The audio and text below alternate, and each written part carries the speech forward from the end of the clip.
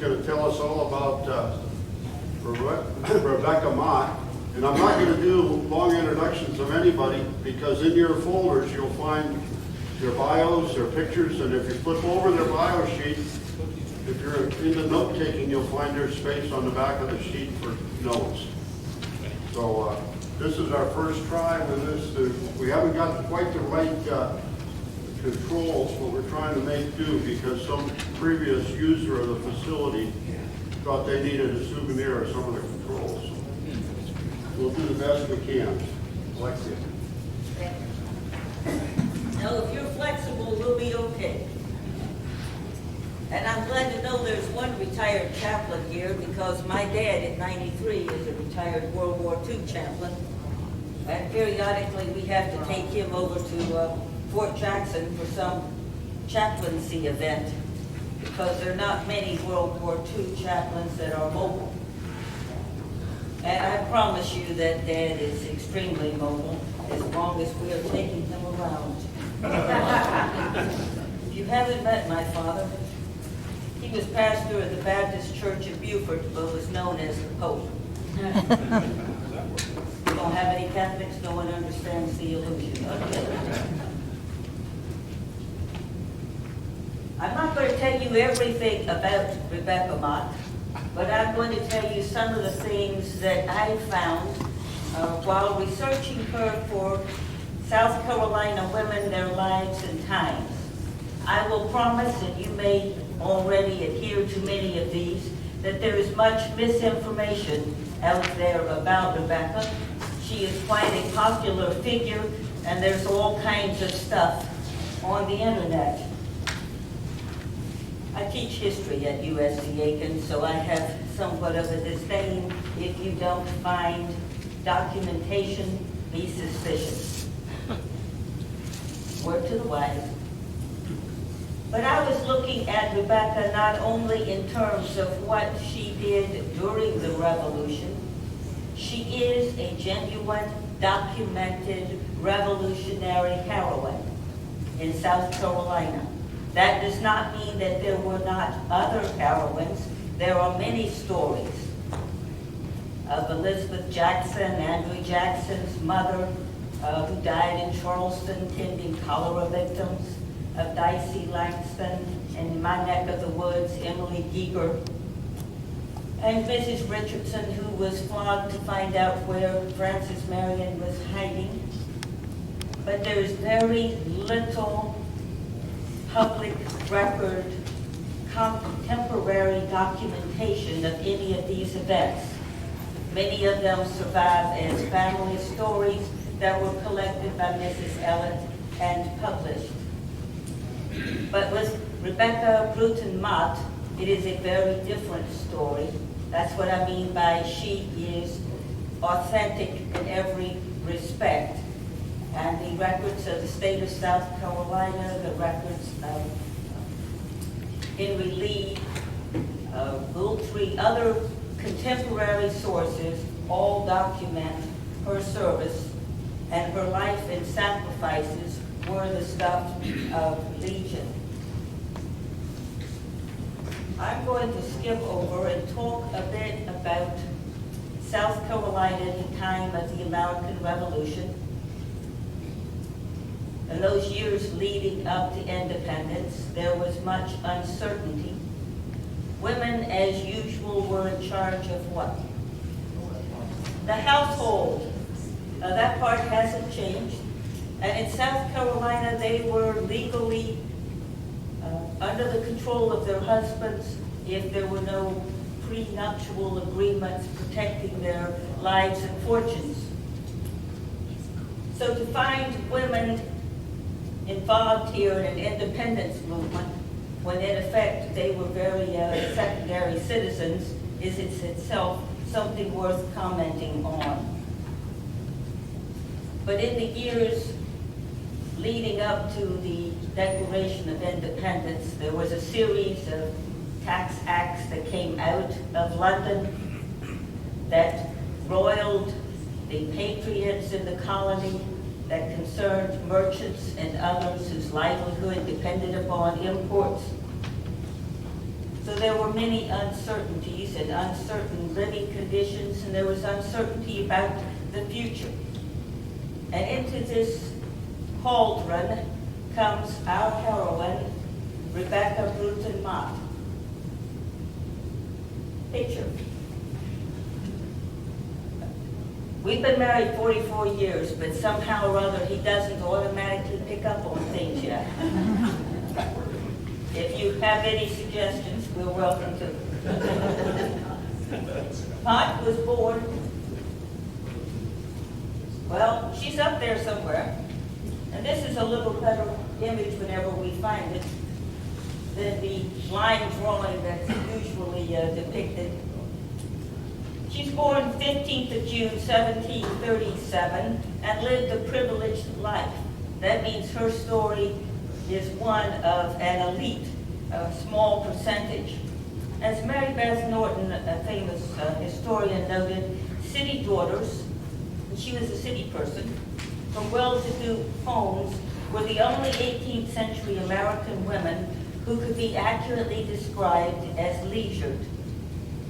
That is, they didn't have to spend to cook meals, make clothing, take care of their own children, clean their houses, as other families' wives did. Because wealthy homes had servants, and so young women could sleep later, enjoy socializing with friends and family, study music, and were more often educated. But Rebecca Motte, despite her upbringing, had a keen understanding of political necessity, social norms, and a good head for business that she will need later. Her family and that of her in-laws were very wealthy and socially connected, both politically and commercially. She was a determined, committed, and in many ways selfless woman. But she was a woman of her time. Sometimes in looking back, we want to make historic figures over in our own images. We need to understand them in the context of the times in which they lived. Motte was a slave owner. She held large tracts of land. She negotiated hard bargains. She saw no problem with this. To her, it was the way of life. She was the daughter of Robert Bruton and Mary Griffin, his second wife. Her father was the son of a Barbados goldsmith named Miles Bruton, who'd immigrated to Charleston. Her father served in the Commons House of Assembly, the upper house, well, the lower elected house. He was powder receiver, church warden of St. Philip's Parish, commissioner of fortifications, justice of the peace, and colonel in the Berkeley County Regiment of Militia. He owned a single house at 71 Church Street, built around 1730, that's still standing. Prior to the American Revolution, Rebecca's brother, Miles Bruton, a merchant in Charleston, was one of the wealthiest men in South Carolina, and South Carolina, of course, was the wealthiest of the 13 colonies. So that put him in a very small elite. He was one of South Carolina's most important slave traders. He invested in land and ships, owned an interest in at least 8 sailing vessels, and had plantations in South Carolina and Georgia. The crowning jewel of his property, however, we can move on to the next one, I hope, was his elegant townhouse constructed in Charleston on King Street in 1769, and he paid $8,000 sterling for it, which would be a princely sum in any time period. In 1773, Josiah Quincy of Massachusetts dined with Bruton and commented on, quote, "the grandest hall I ever beheld." An architectural historian termed the house, which still stands on King Street, the finest townhouse of the colonial period anywhere in the United States. Bruton was also interested in cultural and educational matters, and in his will left money for the college at Philadelphia. His patriotism cost him financially because as a merchant, he supported the Non-Importation Association, which was a reaction to various taxes. And what it basically said was, I agree not to import glass or tea or paint or lead or paper because there is a duty on them. So if you're in an import-export business, you're automatically losing money each day you are part of the association. Her brother served several terms also in the Commons House of Assembly. He was a member of the First Provincial Congress and served on the Council of Safety. Elected to the Second Provincial Congress, Miles Bruton's promising career ended abruptly. With a young family, and by some accounts, a timid wife, he decided to move his family to Philadelphia for safety, fearing that the British might be planning to return and attack Charleston again. And as a result, or attack Charleston, Bruton and his family perished when the ship they were sailing sank in 1775, carrying his wife and their 3 children, one of whom may not have arrived yet. But at his death, his wealth and property passed to his surviving sisters, Rebecca Bruton, who had going to marry Jacob Motte, and her sister Frances Bruton, who married Charles Pinckney, president of the Provincial Congress. This great interconnection between the Mottes, the Brutons, and the Pinckney family. As Walter Edgar, the historian of South Carolina, likes to note, South Carolina was a vast cousinage. And you start trying to plot some of these family trees and you think you're in West Virginia. Think about it. Rebecca inherited Mount Joseph, a 1,300-acre plantation, and the Miles Bruton townhouse in Charlestown. She had married at age 21 in 1758 Jacob Motte Jr., who was about a few years older than she, 8. And his father was, you can move on to Jacob. Oh, okay. By all counts, Jacob Motte married up. His father was an officer in South Carolina. He was treasurer of South Carolina, and a business partner of James Lawrence, who was the brother of Henry. But he may not have been as wealthy at the time as his new wife.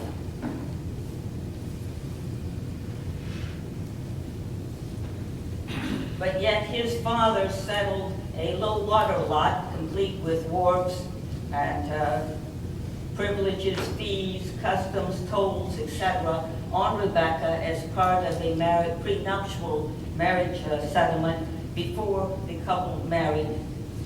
This was the only way to protect and make sure that the new wife would have property of her own to administer, was to set it aside before marriage and assign trustees to look after her interest, and then the property would pass to the couple's children. Otherwise, if the husband was not a good manager, he could gamble the property away, he could mortgage it. You can see how things could go downhill from there. But after his marriage, Jacob Jr. launched his own political career, and in 1761 was a representative to the Commons House of Assembly. He served a number of terms in the Commons House, and then after South Carolina set itself up as a state, he was in the first, second, and third General Assemblies before he died. With his wife's inheritances from her father and brother, and what he had inherited from his father, Jacob Motte was able to become a successful planter. If he hadn't been able to, he definitely would have been challenged individual because he had great assets. At his death, he owned over 200 slaves. He and Rebecca had a number of children, but only 3 of their daughters lived to maturity. If you look at Henry Lawrence, they're not even sure whether they had 11 or 12 children. So many of them died young or as babies, but only 3 of them survived. Their older daughter, Elizabeth, born in 1762, married Thomas Pinckney, whom we will speak again. Frances, the second daughter, married first John Middleton, and after he died, she married Thomas Pinckney, the widower of her deceased older sister. The younger child, Mary, became the second wife of William Austin, a rice planter with extensive holdings on the Wackamal River. Rebecca and Jacob supported the Patriot cause before his untimely death in January of 1780. He furnished pork, beef, rice, and corn for the use of South Carolina militia.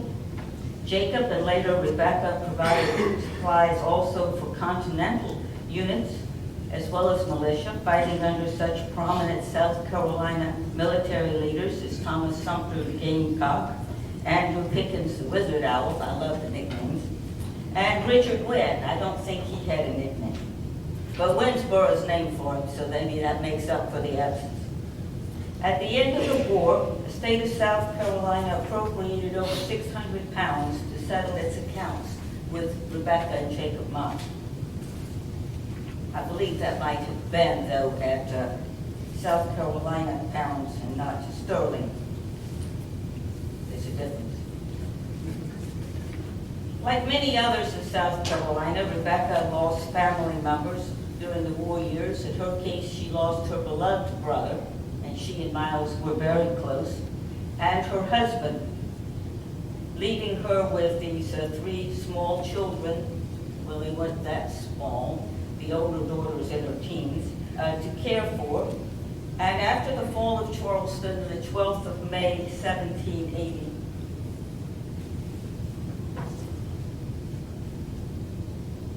Sir Henry Clinton, the British commander, chose the Miles Bruton House as his headquarters and moved in with Elizabeth and her daughters. So she found herself playing an unwilling hostess to the British High Command. Just let it go. This will be part of our, you want to see pictures, we'll talk later.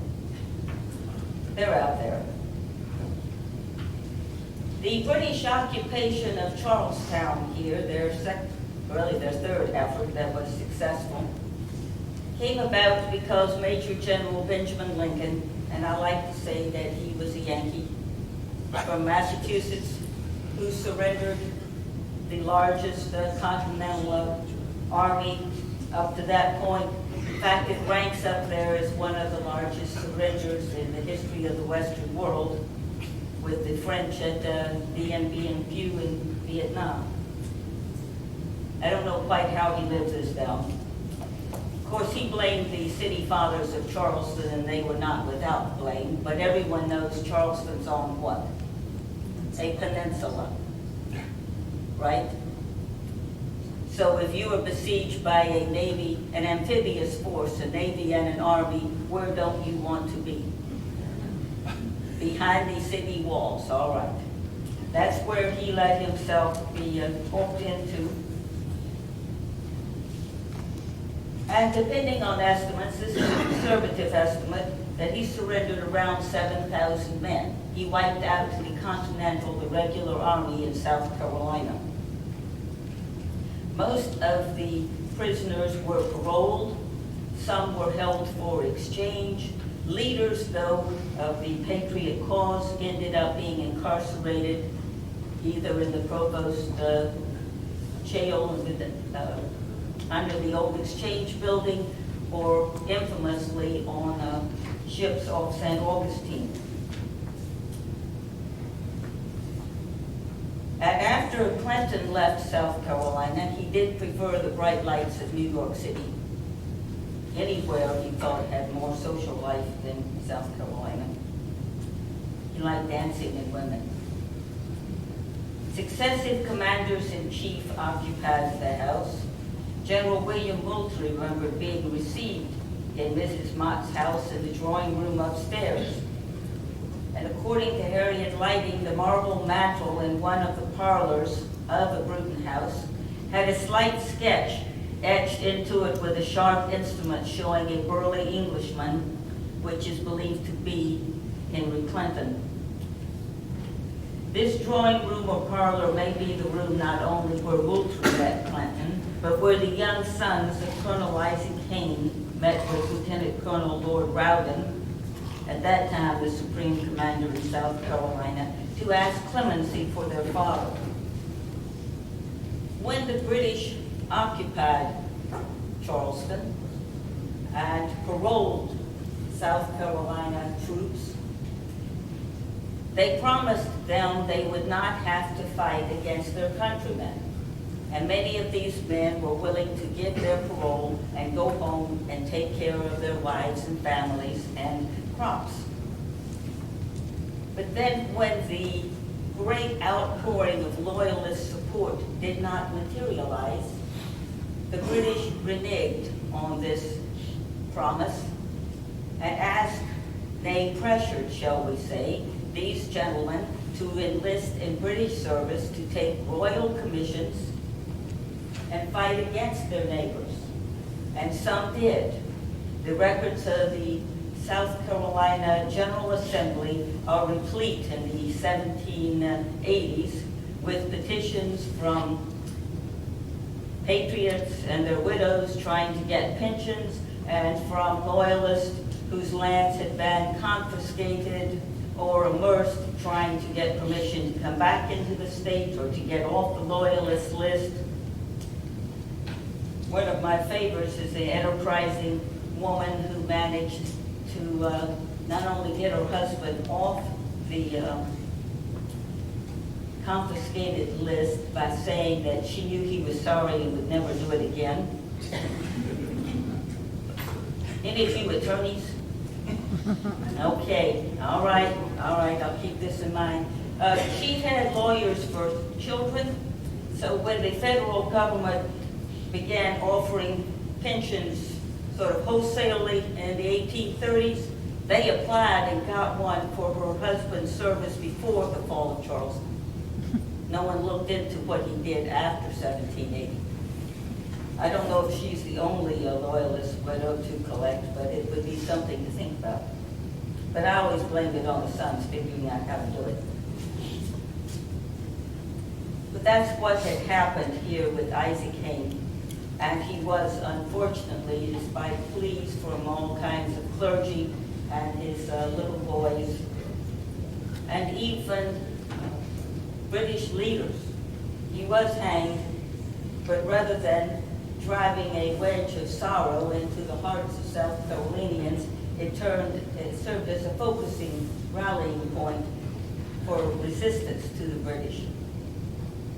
But here we have Rebecca in her 40s, which to me doesn't seem very old anymore, the mother of 3, with some British officers occupying her house. They didn't make her leave. She's there several months. In fact, they requested that she stay.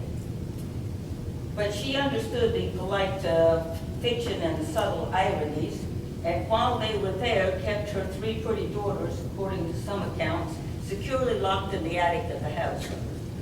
She did not want them in the society of the British officers. The story is told that when Rawdon agreed to let her leave with her family, he thanked her for her hospitality and bemoaned the fact that he had not been permitted to make the acquaintance of her family. Well, her family was about to grow because her older daughter was a married woman by 1780 and expecting her first child. She had married in 1778, not quite 17 years old, Thomas Pinckney, who was 12 years older. Thomas Pinckney, a major in the South Carolina Continental Line, in 79, had been educated in England and studied law there.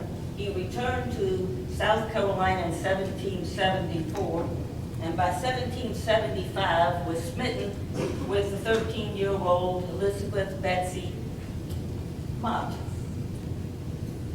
And he even wrote his sister about the adorable Miss Betsy and asked her, if chance should throw my charmer in your way, I charge you make strong love for me. So he was a determined young man. I don't know what this young lady had going for her at 13, but. So he was in Charleston for a meeting of the General Assembly, and he pushed, even with war on the horizon, for a wedding.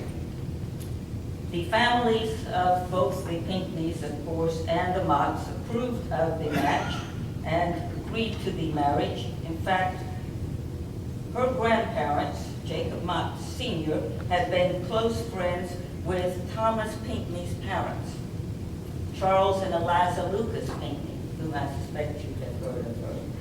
Charles had even died at the home of the Motts on Mount Pleasant. And Rebecca Mott's sister Frances had married another Charles Pinckney. That is a family that needed to get another first name to help us sort them out. They were the parents of a number of children, including Charles, also known though as Constitution Charlie, so to distinguish him from other Charleses.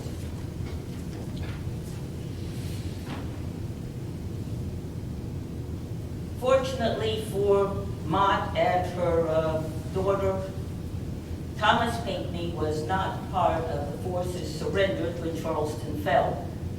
He had been sent from the city by Lincoln to take information to John Rutledge, South Carolina's executive, and the leaders of the city of Charleston, some of them, had evacuated the city almost at the last moment before access was cut off, or egress was cut off. So Thomas is out and about looking for reinforcements, and Elizabeth is with her mother awaiting their first child. It's going to be a number of months before the two are reunited.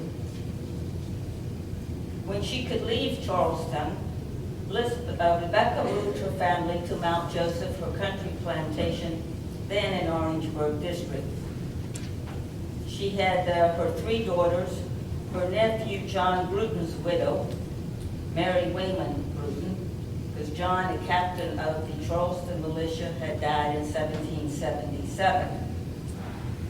This site, the house at Mount Joseph, sat on a commanding hill overlooking the river, McCord's Ferry. It was a strategic point, an important crossing on the Congaree River.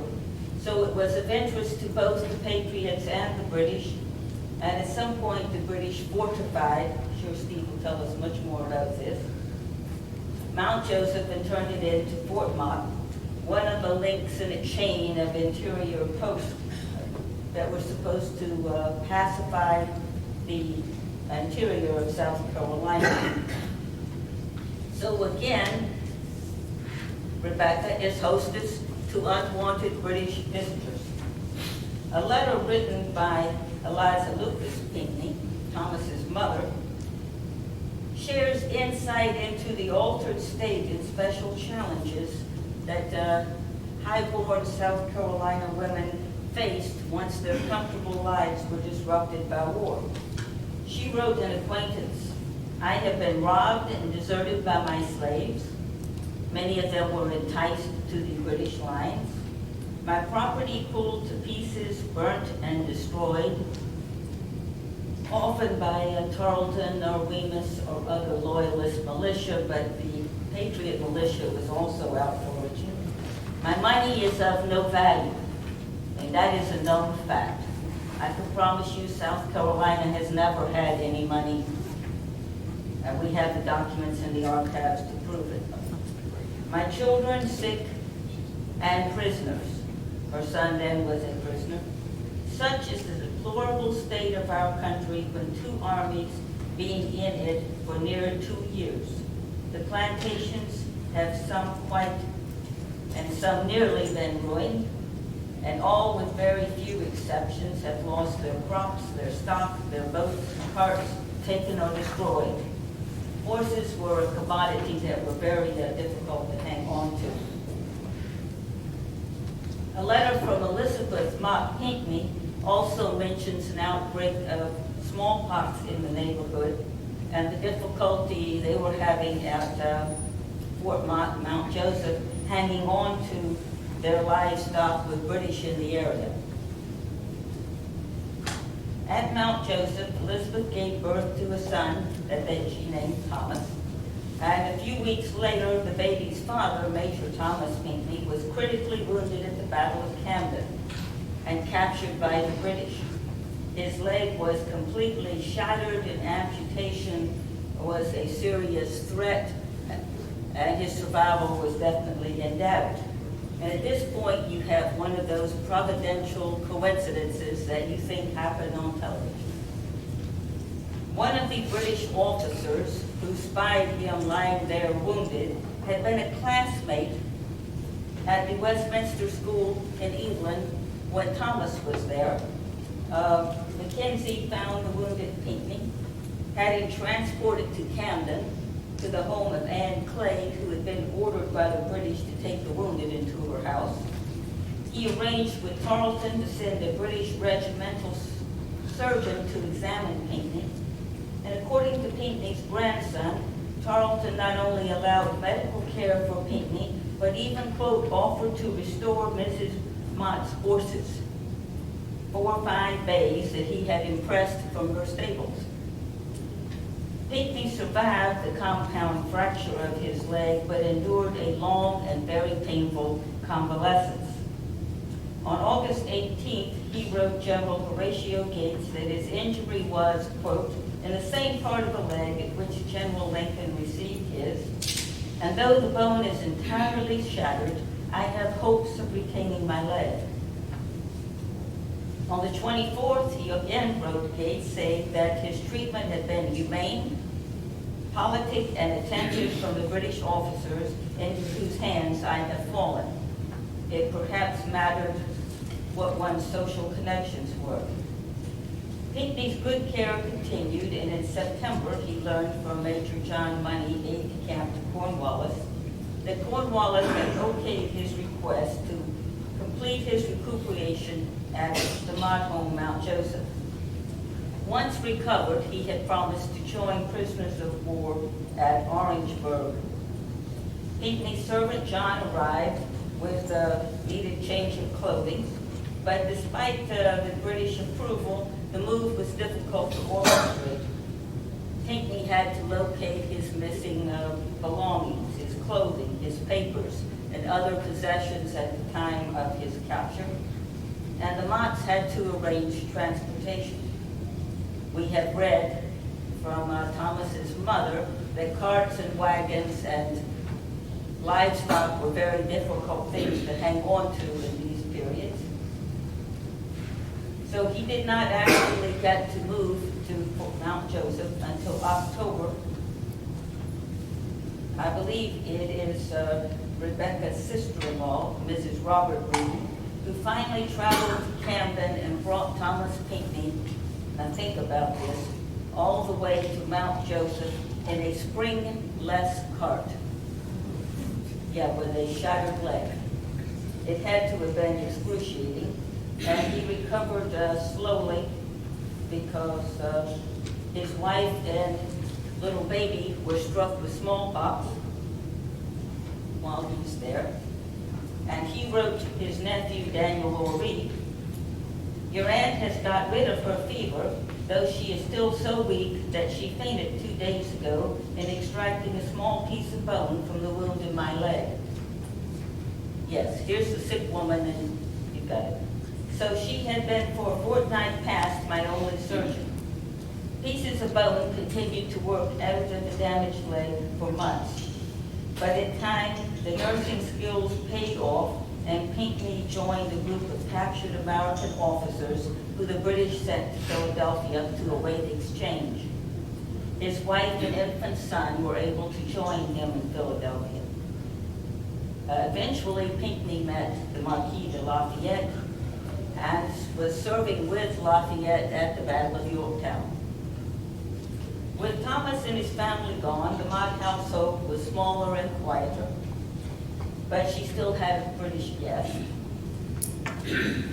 In normal times, the British let her live in her recently constructed main house, but in May of 1781, that situation changed with the approach of American troops. General Nathaniel Greene, the fighting Quaker from Rhode Island, was now in charge of the Continental Army in the South, and he had dispatched Lieutenant Colonel Richard Henry Lee, also known as Light Horse Harry Lee, and the father of Robert E. Lee, with General Francis Marion to harass enemy supply lines and to take Fort Motte. So with a conflict impending, the British moved Motte to her overseer's residence, although another source referred to the building simply as an old farmhouse. Before the Patriots deployed their forces, a relief convoy reached, supply convoy, reached Fort Motte. So then Lee and Marion were engaged in trying to make sure that they did not escape, to obtain a small cannon, 6-pounder, and mount it so as to permit them to begin digging trenches. They planned a siege and to attack the fort from their trenches. That was moving along at a good pace. Sieging is slow. When they learned that Lord Rawdon had evacuated Camden and was in the neighborhood, William Dobin St. James wrote, on the night of the 10th, the defenders of Fort Motte could see the fires of Lord Rawdon's camp on the Santee Hills. With the possibility of reinforcements in the area, Lee and Marion had to make some tough decisions. They knew Rebecca Motte and her patriotic work and that of her husband and son-in-law. It was a difficult decision, but they were forced to contemplate the necessity of burning her house. Lee remembered that he had daily experienced her liberal hospitality, and in his memoirs fondly talked about the antiquated relics of happier days when Rebecca Motte's sideboard had held the best wines of Europe. Richard Henry Lee enjoyed the good life. But Motte, of course, surprised them and with a complacent smile agreed to the burning of her house and gave them combustible arrows supposedly imported from India and given her by her brother Miles. And on May 12th, Patriot forces fired. There are different accounts as to how this happened, but the result was they set the roof on fire and the British ran out. The commander there claimed he hung a white flag and surrendered, but what he had passed on to his superior officer, Rawdon, said that the fire obliged the men to throw themselves into the ditch around the house and surrender as best they could. So it was either orderly or disorderly. But they surrendered, and at that point everyone from both sides joined together to put out the fire and save the house, which ironically a few years later would burn. But with much, and what does our heroine do then? She serves a sumptuous dinner to the officers on both sides. I mean, this is a lady, and a well-trained one. Some of the American troops, perhaps Lee's men, depending upon which side you read, however, were engaged in settling old scores, and they had hanged several Tories from Rebecca's gate before Francis Marion learned and went out and intervened and saved the life of a loyalist named Levi Smith, who lived in the neighborhood and had been accused of burning the homes of his neighbors. He later recounted this story, and it was published in the newspaper in Charleston. That's how we know about it. That evening, Marion paroled the British officers and allowed them to return to Charleston. And Greene arrived eager for news of the victory and of what Rowden was doing. And with everything prosperously concluded, he detailed Marion and Lee to tackle other South Carolina hotspots. So her sacrifice, her willingness to sacrifice, had paid off. Breaking this chain of interior forts was very important for turning around war effort in South Carolina. But Rebecca Motte was left to face hard economic facts. Her workforce was depleted, her assets depleted. According to some accounts, her husband has stood surety for loans taken out by others, and that she ended up agreeing to pay them off in post-war South Carolina. So in June of 1784, Rebecca Motte purchased 400 acres on the Santee River and began her own small rice planting operation.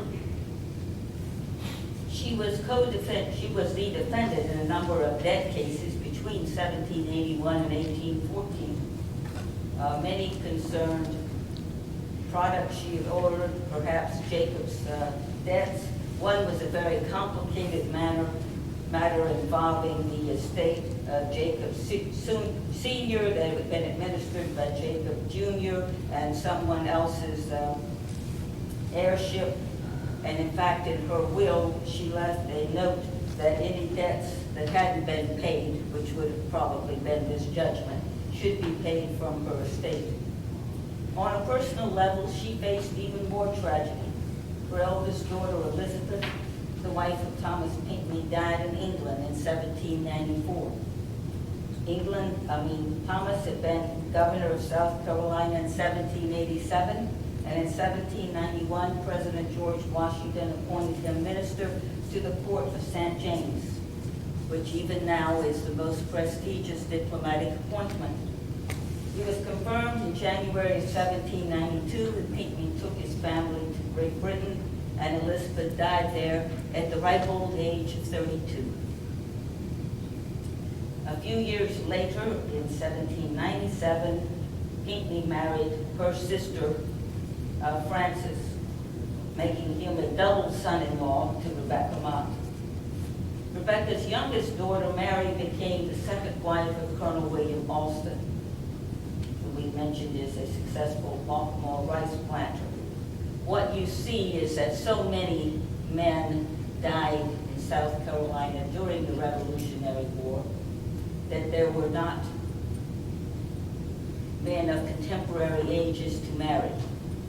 If they hadn't married before the war, in which case many of them were widowed, they were going to end up being the second or even third wives of an older man who managed to survive, or they don't marry. These were sort of the economic realities of the time. All of her son-in-laws had been in the military and fought for American independence. In fact, the younger daughter and her husband entertained George Washington in 1791, where he made his famous tour through the South. Rebecca lived a long and productive life. According to the 1790 census, she was living alone in St. James Santee Parish, probably on her El Dorado plantation. I wonder about the name. With 71 slaves. By 1800, she had 82 slaves, but in 1810, there were only 79, and there was a white male on the premises, probably an overseer. But she died at El Dorado on the 12th of January, 1815, leaving her belongings, her worldly estate, to her two daughters. Her son-in-law, Thomas Pinckney, qualified as executor, and she left her plantation, El Dorado, to Frances and to Thomas. Ever the woman of business, her will specified that the slave workforce should be kept intact until after the crop was harvested. She was looking at, I tell you, she was good at what she did. The inventory and appraisement of her estate indicated that her slaves included field workers, house servants, and craftsmen such as carpenters and a blacksmith, a few livestock, and a mule. She furnished her home with mahogany furniture, and her wine closet held 4 dozen bottles of Madeira. A bit different than the pre-war times of 4 matched babes in the carriage and the best wines of Europe. But her house was well appointed for the time, with 4 chambers, 2 dressing rooms, and a library and a pantry, etc. But it was far removed from the Miles Bruton house where she had spent those desperate months during the British occupation. The story of Rebecca Motte has been told and retold and needs to be told some more. The students of American history are somewhat familiar, that's increasing too, with the country's founding fathers pledging their lives in sacred honor.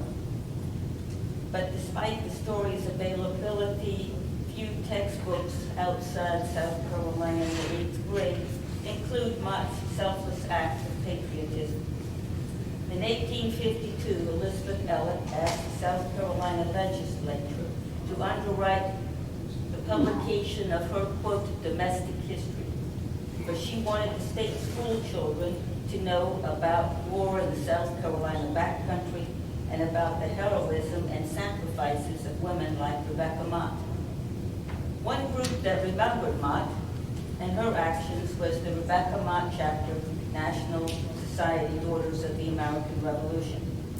In 1903, this chapter honored Rebecca Motte in her patriotic service by erecting a tablet to her memory in the vestibule of St. Philip's Church in Charleston.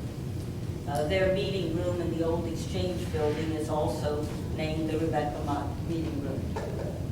Rebecca Motte stands as a true patriot of the American Revolution.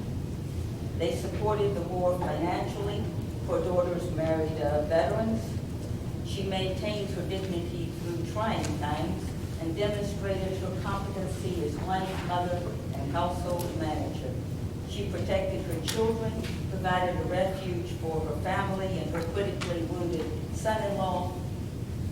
All this working within depleted resources and enemy depredation, but she maintained her equilibrium, and at a crucial moment, she even offered to sacrifice her remaining possessions to further the cause of American independence. To paraphrase the 31st chapter of Proverbs, her children and her children's children have risen up and blessed her name. Motte's story was unique in its public nature. As I said, few South Carolina women have left such a documented history of their patriotism. Nevertheless, on a basic level, Rebecca Motte's life was that of every woman who tried to rear a family, maintain a household, and be true to her principles as South Carolina was fighting for its independence. Thank you.